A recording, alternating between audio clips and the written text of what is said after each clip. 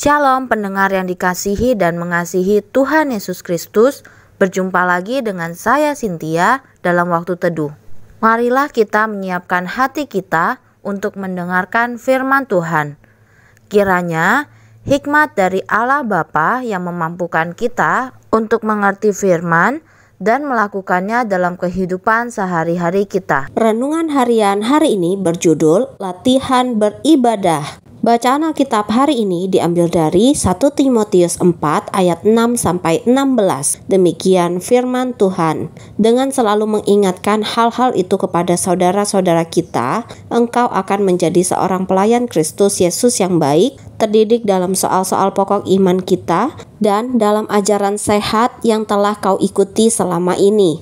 Tetapi jauhilah tahyul dan dongeng nenek-nenek tua, latihlah dirimu beribadah.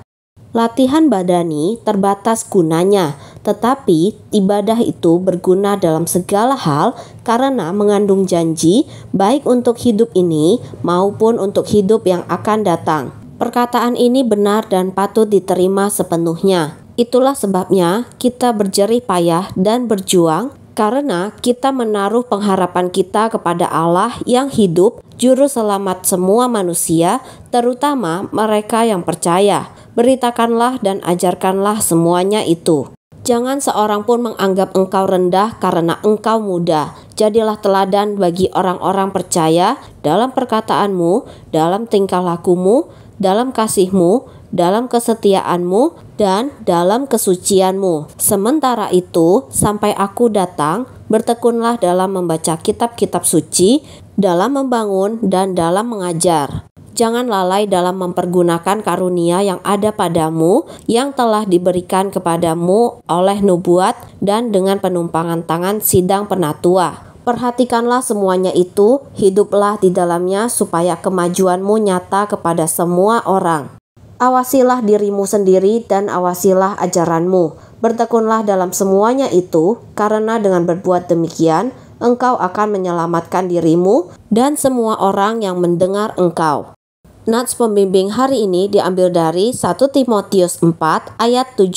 Demikian firman Tuhan. Tetapi jauhilah tahyul dan dongeng nenek-nenek tua, latihlah dirimu beribadah.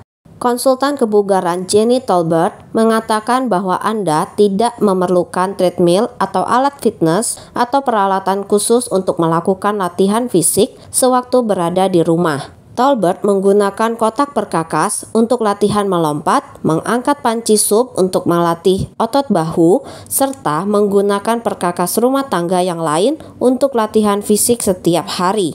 Ia mengatakan bahwa Anda dapat tetap menjaga kebugaran meskipun hanya latihan di rumah dengan menggunakan peralatan yang murah dan sederhana. Pelatih lain setuju dan mendorong orang-orang untuk menggunakan tali lompat, kursi, sapu, dan bahkan tas belanja untuk latihan secara rutin. Mereka melihat bahwa latihan adalah soal kemauan, bukan soal kekayaan. Prinsip yang sama berlaku untuk kebugaran rohani. Meskipun kamus Alkitab, tafsir, dan buku-buku lain memang bermanfaat, kita dapat memulai latihan rohani hanya dengan menggunakan Alkitab dan bimbingan Roh Kudus. Paulus mendorong anak didiknya Timotius, latihlah dirimu beribadah. Latihan badani terbatas gunanya, tetapi ibadah itu berguna dalam segala hal karena mengandung janji baik untuk hidup ini maupun untuk hidup yang akan datang.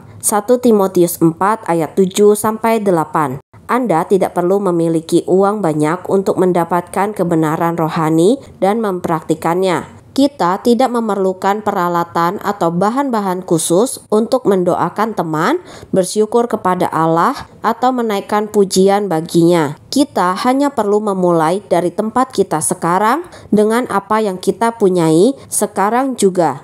Latihan beribadah adalah kunci karakter yang saleh. Demikianlah renungan harian hari ini. Sampai jumpa lagi pada kesempatan berikutnya. Tuhan Yesus memberkati kita semua.